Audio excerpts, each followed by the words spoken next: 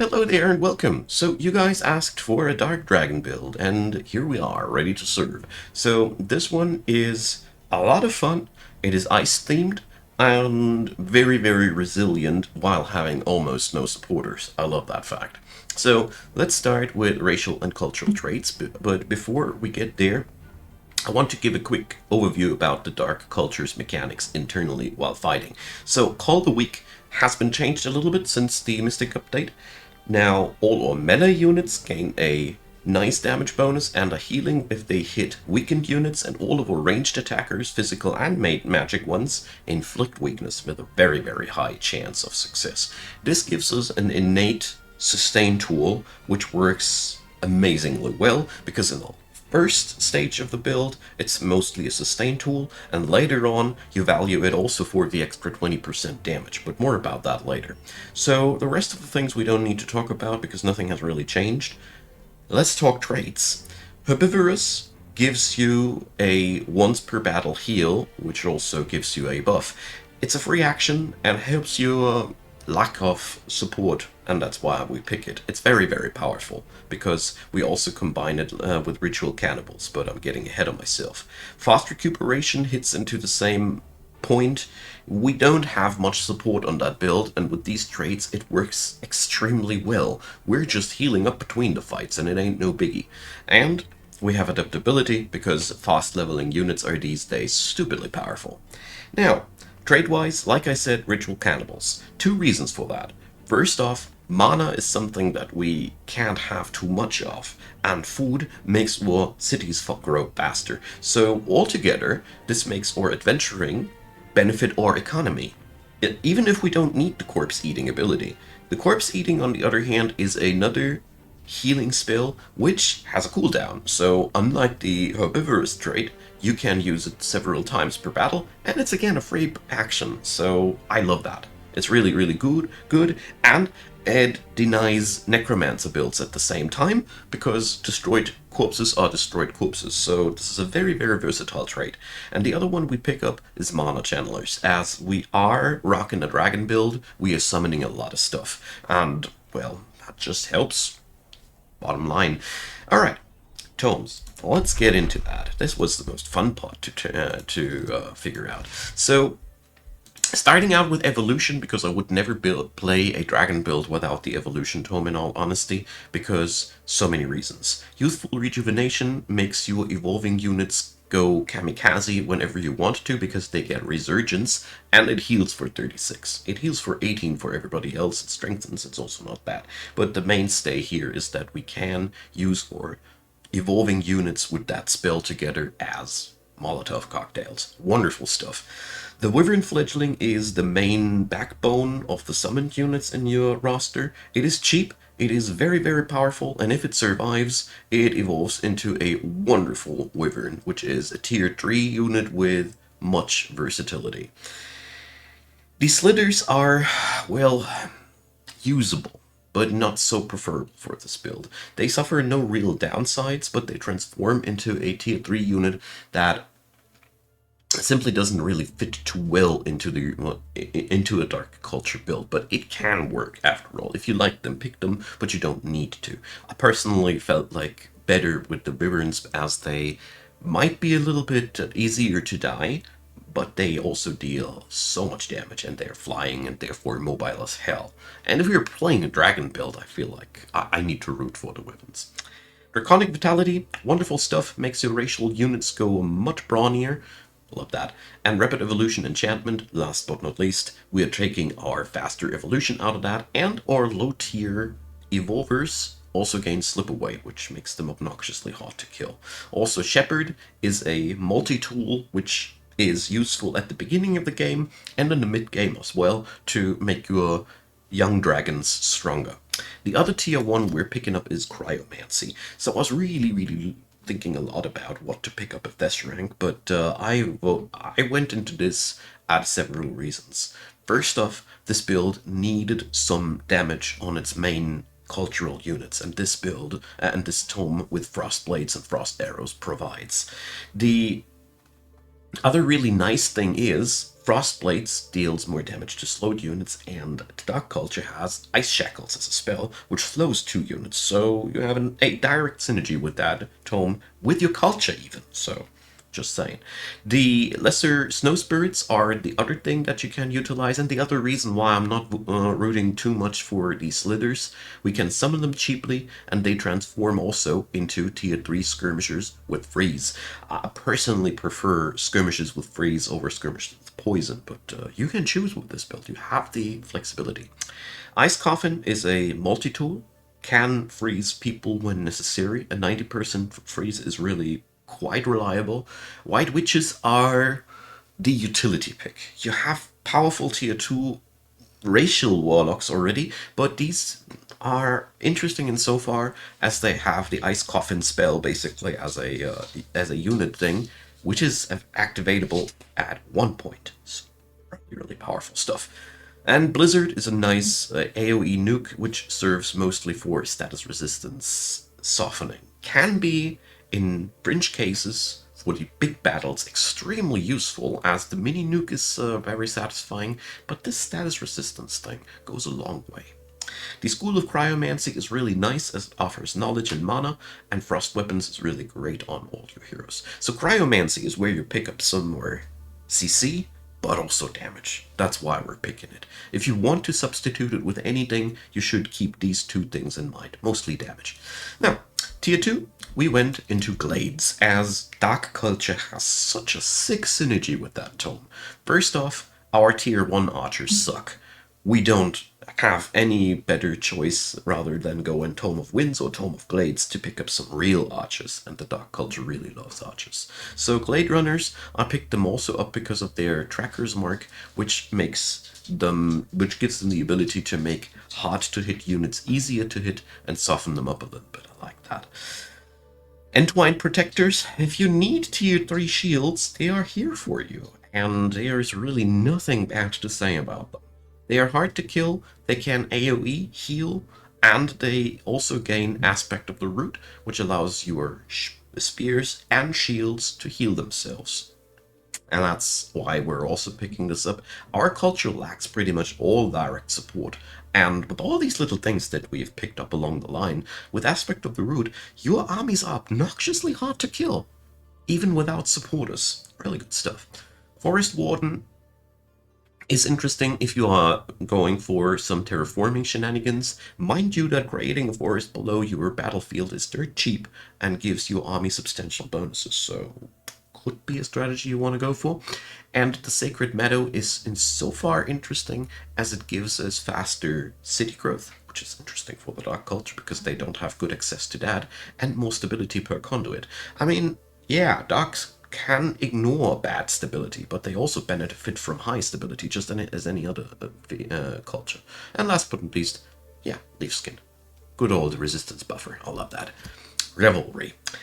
I'm picking this up out of many, many reasons. First off, Blood Fury Weapons gives our main front line a substantial bonus. We have a lot of melee going on in this build, and we are using our backliners, the mages and the archers mostly, for pre-marking, pre-weakening to get the big smacks with Call the Weak in. So Blood Fury Weapons fits into that motive very well because we are boosting up our morale, which leads to better crits, and we're boosting up our damage, and we are buffing our units, and it is very, very versatile and also applying on the young dragons later.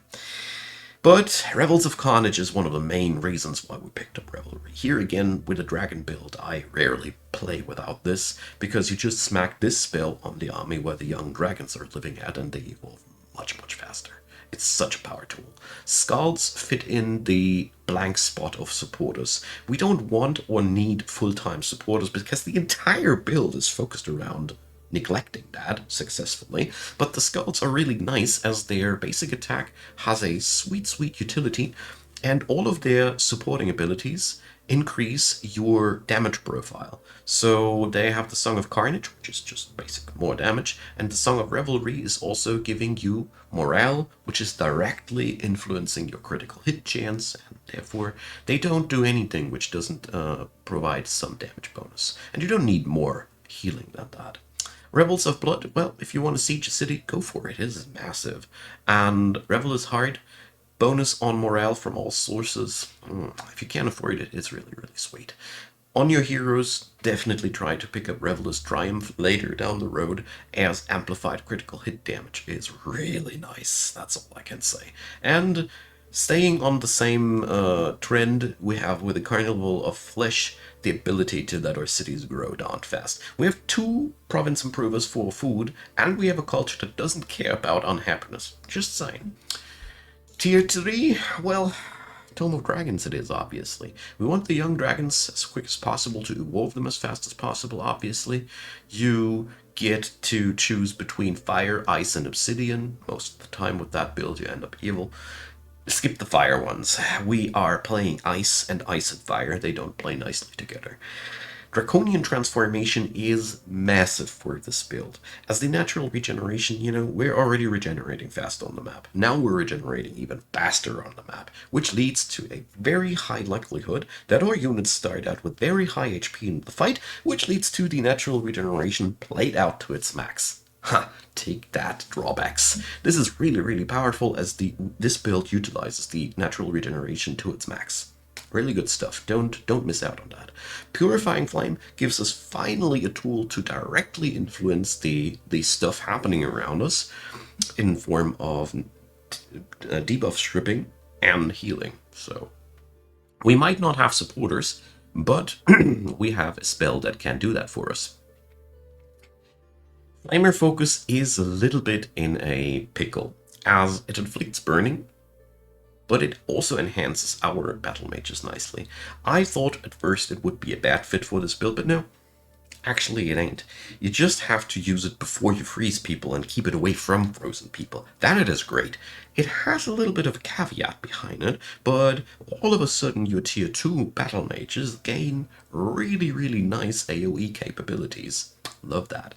So, Dragon Attack is, well, what can I say? It's a nice engager. Again, fire is no problem as long as you follow up only with ice, basically, and Dragon Attack does exactly that. Firebomb for your heroes is similar to your battle mages and the Wyvern Eyrie.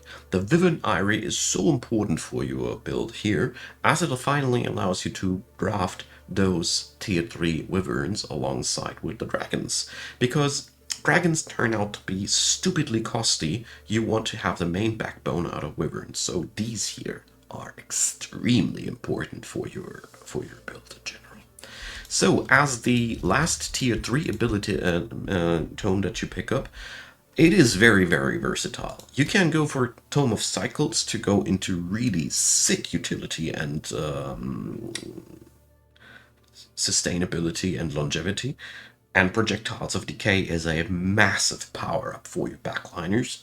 Wonderful stuff. Druid of the Cycle is again a supporter that smacks more than heals, so very nice fit for this build. Alternatively, you can go into Devastation, works super nice into this build as well. Flame Burst Weapons is amazing for this build. As a matter of fact, Devastation is my top-notch favorite for this build. Cycles is just when you're feeling a little bit insecure and needing more sustain out of whatever reasons your game does to you. Focus of Devastation upgrades your mages to kick people out of defense modes, which is in itself powerful as hell, so you can deny the enemy's shield troopers and supporters of buffing up the resistances. Monstrous Rebirth allows you to recycle low-quality units in a wonderful way, as war breeds are massive. You gain a tier 4 unit for meager 45 mana, which doesn't really cost you more than that. Just a unit. It's easy to replace.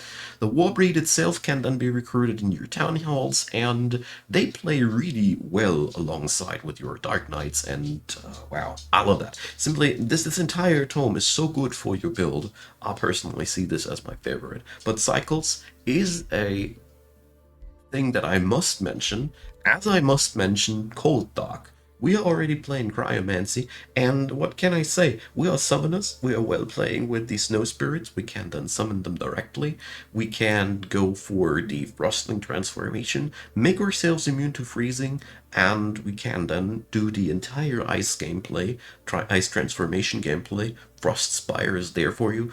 In a nutshell, go for Cold Dark if the world that you're playing in is very inhospitable, lots of shitty little provinces that you don't want to use. This is a massive terraforming attack that benefits you while kicking anybody else in the crotch. I like that. So, tier 4, well, it is up to you. I'll say this build has a very strong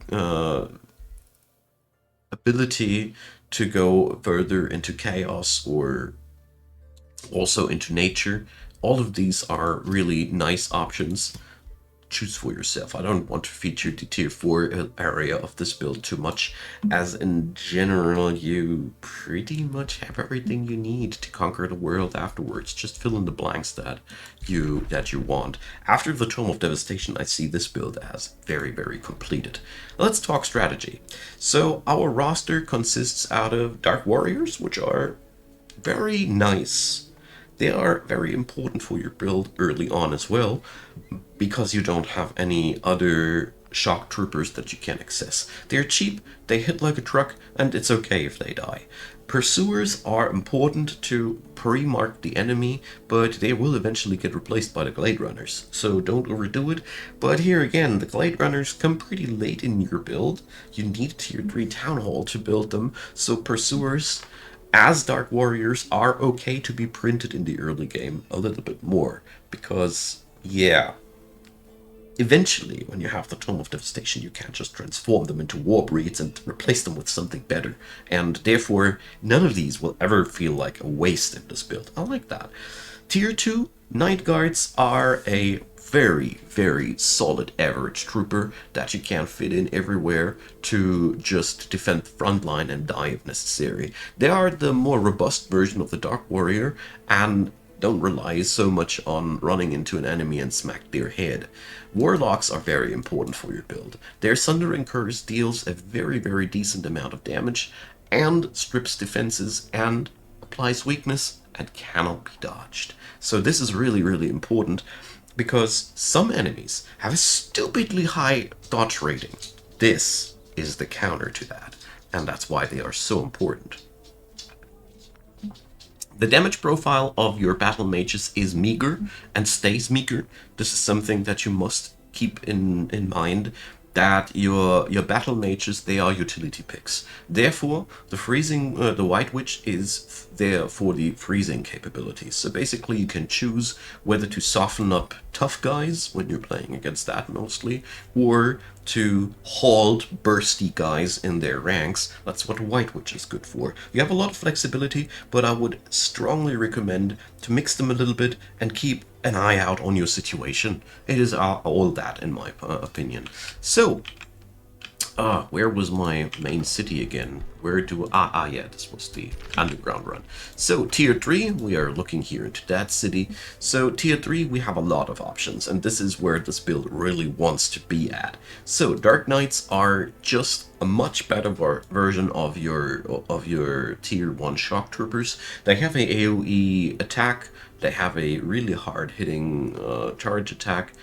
They come with the Call the Weak bonus as all Dark troops, and therefore, yeah, their only downside is that they are mounted and therefore vulnerable to spears. That's something that the Dark Warriors don't suffer from, but they are so weak comparatively, so you won't even notice the difference, honestly.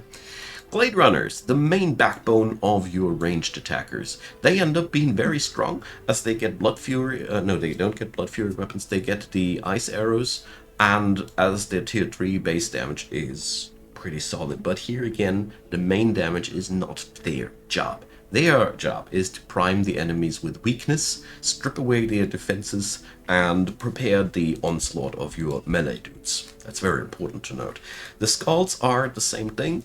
Accompany your melee guys with these, as their spells are point-blank AoEs, so ideally they just stand in the center of the heat and buff people or turn enemies insane and weaken them, as Brand of Wrath allows you to just apply these bonuses on everybody, which is fun. Now, the young fire dragons and the young ice dragons are then the most interesting kamikaze unit that you have available. Slap one youthful resurgence, youthful rejuvenation on them, or however that spell is called again, and you can just send them in and let them go crazy, which is pretty cool. And eventually they'll turn into a real dragon. So very important to note about this is don't overdo it. 3 of these, when they are fully evolved, will drain your wallet massively, and therefore they ought to be used with care, and instead aim for a quick Wyvern Eyrie and fill up the ranks with these bad boys as well. Basically, the Wyverns are your main fighter troops, whereas the dragons will transform into your mythic units that you will rock in this build. So, the rest of your roster we have available here. Let me check. What did we miss? The Snow Spirits, they should be spammed early on alongside with the Wyverns, and don't care about their survivability by just slapping the rejuvenation spell on them and use them wisely. You have a lot of throwaway units with this build, which is amazing. One major problem that I noticed though is that you need to focus on economy with this build a lot, because there is literally no unit of the high tier that you are allowed to summon.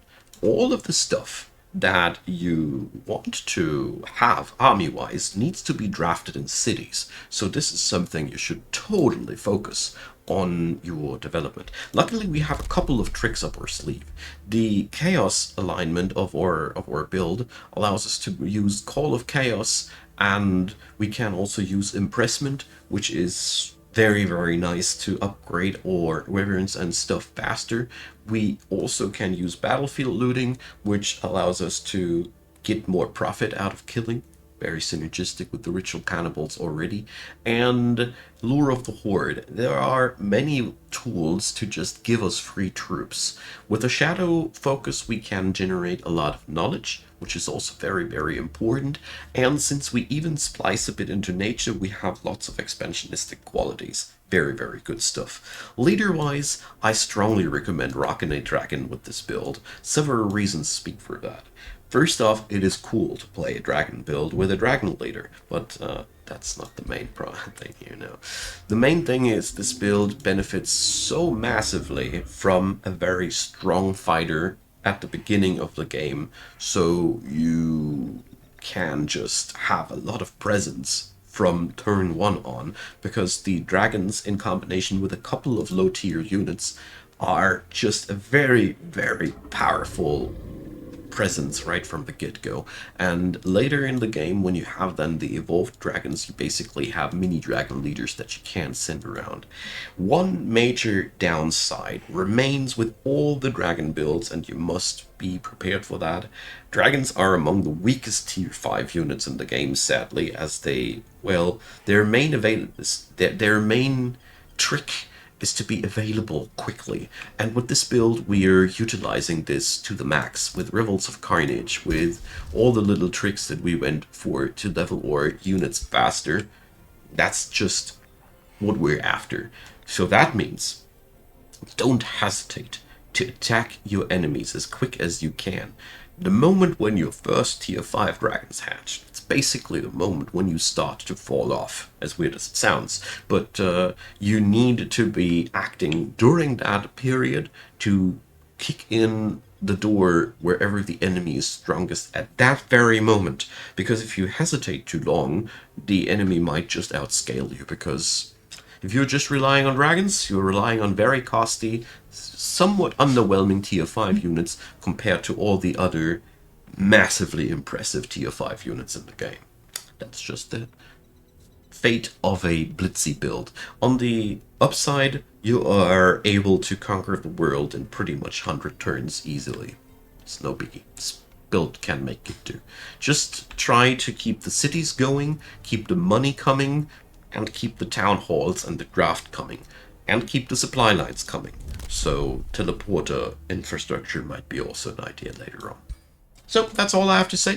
Thanks for watching. Drop me your comments, me a thumbs up. Let me know what you want to see from my side build-wise. I love to get outside inspirations, as this very build was an outside inspiration. Thanks again. And yeah, feel free to subscribe. Check out the description box. There's a playlist link there. There's links to support in the channel. Big thanks to everybody who does. And a big thanks to you for watching this video up until the very end. Have fun and see you around. Bye-bye.